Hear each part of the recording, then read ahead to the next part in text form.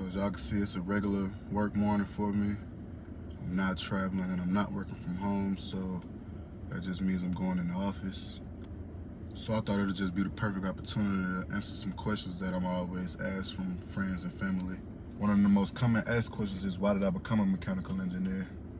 And to answer that question, I would really have to go as far back as middle school. While in 6th grade, I took a career aptitude test for one of my classes. I didn't know what I wanted to be at the time, but I did know that I enjoyed math and science, and math was for sure my favorite subject.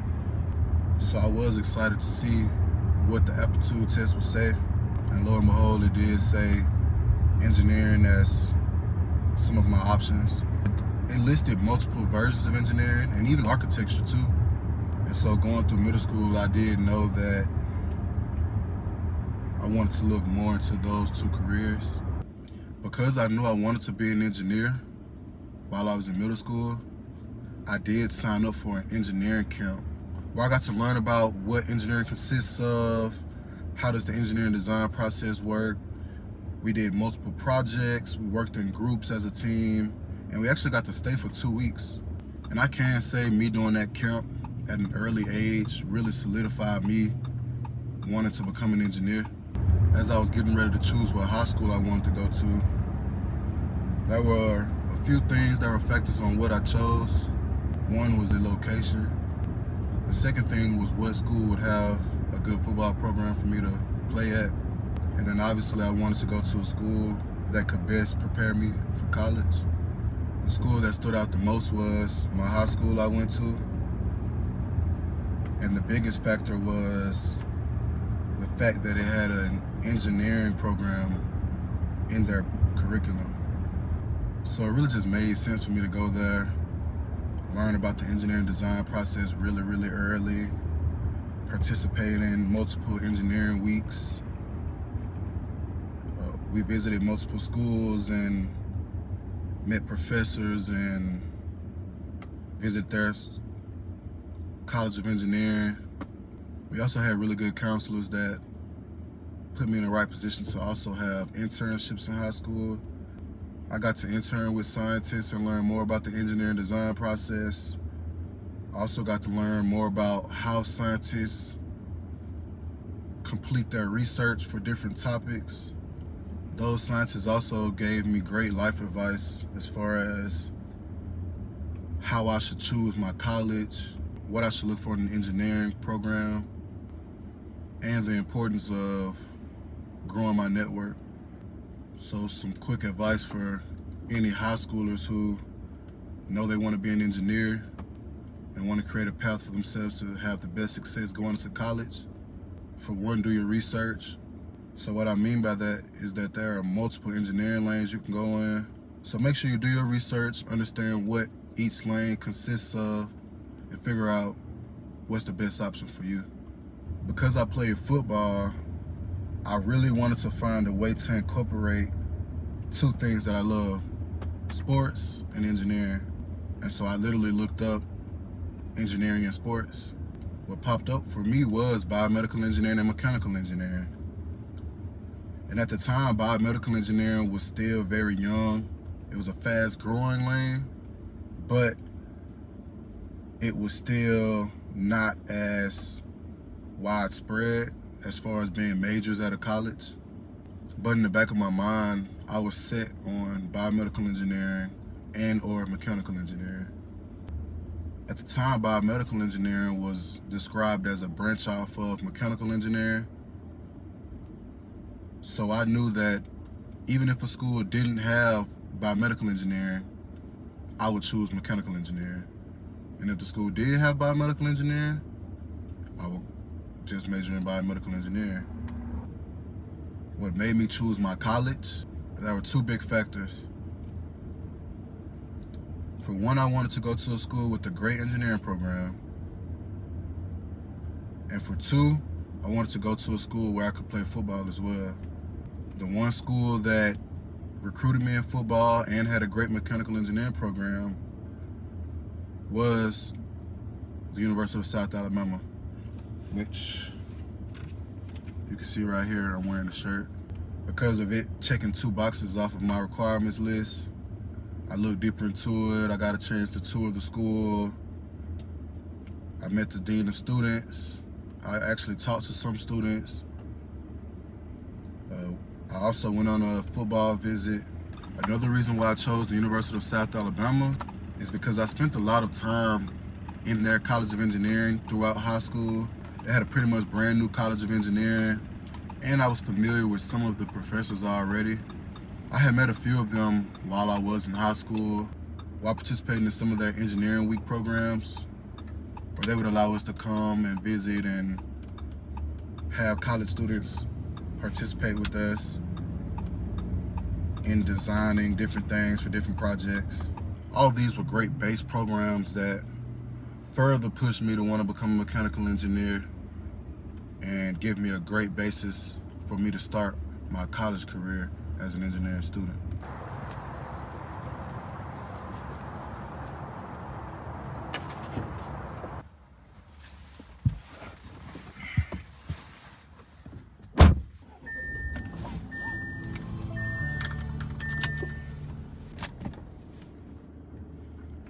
Another day, another dollar. Now I want to just give some tips on just things to do and ways to maneuver through college in order to have the best chance of success after graduating. When deciding what college you want to go to, there's a few things that I think is just a must. And this is just not even regarding being a mechanical engineer, but just choosing the college in general. I think you should, for one, visit that college. That's an option. Visit every option almost. Now, I know that can become costly, so definitely try to make you a top 3 list first. And you should visit all of your top options for sure. You may think you know how it feels to be on the college campus, but you truly won't know until you actually step foot on campus. You see how big the campus is. You see the layout of the campus. Some schools are downtown of major cities. Some schools are out in the middle of nowhere alone. So definitely just go check it out. See how students maneuver, how students get around from class to class, and decide whether or not that's what you want to do when it comes to transportation while in college. For 2, you should definitely try to get in contact with different students at the school. And if you can get in contact with engineering students, that would be even better. And the reason I say this is because they're going to give you what the real is, honestly. They're going to tell you the ups, the downs, and the in-betweens. So definitely try to create a LinkedIn and maybe find some students, or if you already know people who go to the school that went to your high school, reach out to them, ask them how they're doing there, what they like, what they don't like. And this is going to give you the insight you need to really know what you're going to be walking into when you're going into college. I think looking into those 2 things will definitely give you like a really good insight on if you really want to go or not want to go. And honestly, those 2 things really helped me make a decision on going to the school I went to for college. I mentioned yesterday going on a tour with the dean of students and meeting them and seeing the school, but I also got a chance to talk to some of the students and just have like a couple hours to just ask questions in person. And I can say that was the day that I decided I wanted to go to the University of South Alabama. Now for me, once I started school, I majored in mechanical engineering. I also had a specialization in biomedical engineering because, like I said, in high school, I had done research and figured out that would be my best way of trying to be an engineer while also staying in sports. They didn't have a biomedical engineering major, but they did have a specialization, so I took that opportunity. I can say it was a different experience because I played football for 4 years. So a lot of my time was divvied up in many different ways. My freshman year, I feel like it was all new, but I was prepared. I already was great at time management, which is gonna be key. One thing that people don't look deeper into is the amount of freedom you have while going to college. You can go to college and never go to a class. They won't check on you, they won't ask for you. They may see an email and let you know like, hey, you're missing classes. But If you wanted to just go once a week, you can do that. If you want to not go, you can do that. And that's when the self-discipline comes into play. If you know that early on you don't have self-discipline, make sure you create a strict routine for yourself and stick to it. One thing that I think any college student can agree on is once you miss class one time, you're more than likely going to start getting comfortable and continuing to do it multiple times. So for the longest, I would never miss classes unless I was like really, really sick. But sometimes things happen though, you know, you may oversleep or something, but that's where creating that strict routine will help you out at. One of the biggest helps for me in college was growing my network though. I think people think that if you go to college and you get your degree that you'll be prepared for the real world. And if you just lock in, you can finish your degree and be fine. But honestly, what helped me more than anything getting through my degree and also for after I got my degree was the networking I did while in college. Find your group, and it can definitely be a big help of just having support through college. Help with when you're struggling with a class, they may have past experience with the same teacher, and also just some guidance on what you should do as far as what classes probably to take, what internships you should probably apply for, which I'll get into a little bit later, and the best opportunities for finding jobs after college. I can honestly say me growing my network early on, it helped me throughout all of my years in college. I think a lot of people would be surprised on how much it helped me get through some of my harder classes. Whatever class you take, there's gonna always be a group chat, and there's always gonna be group study sessions. And I know a lot of people, they may feel like I don't wanna study with people, I don't wanna force myself to be around people, but I felt the same way. But you'll be surprised, like going in, seeing how different people study, picking out the good in it, and also just going in there to see if anybody knows some of the things that you might not know. That can make a big difference on how well you perform in a class. One of the biggest tips that I can give for college though is to attempt gaining experience as early as possible. So if after your freshman year, you don't have anything to do that summer, definitely look into either some research or an internship, which both will pay you some type of money. Research will more than likely give you a stipend for the summer, and then the internship will probably pay you like an hourly wage. But I can't stress enough how important this will be when it's time to look for a job after you graduate. And it can also help you get paid a little more after you graduate as well. The more experience you have, the better off you'll be. For me personally, my first internship should have been some great experience, but due to COVID, I wasn't even able to get the best full experience out of it. I did still leave it on my resume just because there were some things that I learned about just workplace etiquette that I was able to always bring up in interviews and explain why it was important to me. But I can say as I got closer to senior year, some of those summers were hard to find internships.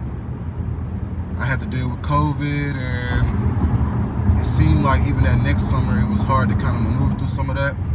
But my last summer before graduating, I was able to get an internship in Boston, and I can say that it definitely helped me a lot when it came to interviews and people looking at my resume. If you can get experience while you're in high school, like, I'm telling you, it all matters and it all helps in some way. Another point that's important is going to job fairs. And I know a lot of people who I went to school with who didn't take full advantage of job fairs. I didn't go to many job fairs until probably my junior year. And honestly, I wish I would have went sooner. But I can say once I did start going, it did instantly benefit me. I began to have more interviews. I began to meet more people and just gain contacts of people that I was able to reach out to later in life. And I got some great advice from some of those people that were at those career fairs. Also, most schools hold resume building opportunities before job fairs. So usually right around that, when job fairs are happening, they also hold a training where they teach you how to create the best resume for the job fair. And if your school does that, man, take full advantage, because how your resume looks and how well it flows and how well it stands out compared to others can be the difference between getting the job before you even graduate and not getting the job until after you graduate a year later. Which is nothing wrong with that. Everyone's journey is different, but most people would rather have that job as soon as possible. So take full advantage of the opportunities and resources your school will offer. And truthfully, the job fair was the start to my mechanical engineering journey.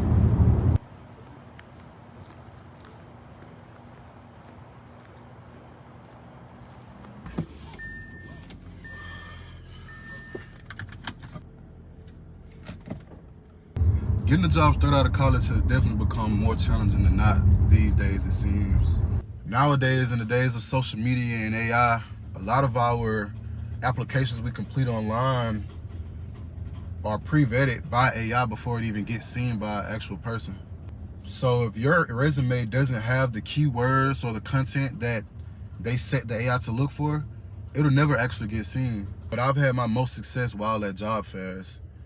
Just having that face-to-face, in-person contact with different companies has made a difference. They've been able to see my resume and ask questions and get clarification. And I've even gotten interviews on the spot. As far as how I got hired, so I went to a job fair and I saw multiple companies. I gave my resume out to multiple companies. And one company explained this internship process that they have for people coming out of college. So I wasn't too fond of that opportunity, but I always make sure to give jobs my resume no matter what. Just because you never know what system they may have. They may put your resume in a system and someone reach out to you later down the line. And that's exactly what happened, actually. I gave them my resume and they reached out to me 4 months later. I pretty much had an over-the-phone interview where we talked about my resume, broke down some of my experiences, and they explained to me what they did at their company. After that, he invited me to a hiring event, and the rest was history. I drove to the hiring event, I killed the interview, and they gave me a job offer on the spot. So I knew that was nothing but God right there. I talked about this in some of my past videos, that I honestly did pray for the perfect job, and I thank God for the perfect job ahead of time, even when I didn't know where I was gonna be. And as soon as I started praying in that way, everything fell into place just like that. So I really do hope that motivates you to pray and thank God ahead of time, and just know that your path is already laid out and God has a plan for you. I hope this video helped y'all out. It's a lot of tips that I wish I knew ahead of time that I just try to spread as much as I can. Everything I said in this video are just tips that can make the whole process easier for you. It may be a little bit more work during the process, but you'll definitely appreciate it in the end. If you're still here right now, man, like I always say, like, comment, subscribe. Let me know what y'all like the most from this video. Man, I'm gonna keep dropping these videos back to back to back to back to back. I'm trying to have a video out every week. I'll see y'all next time.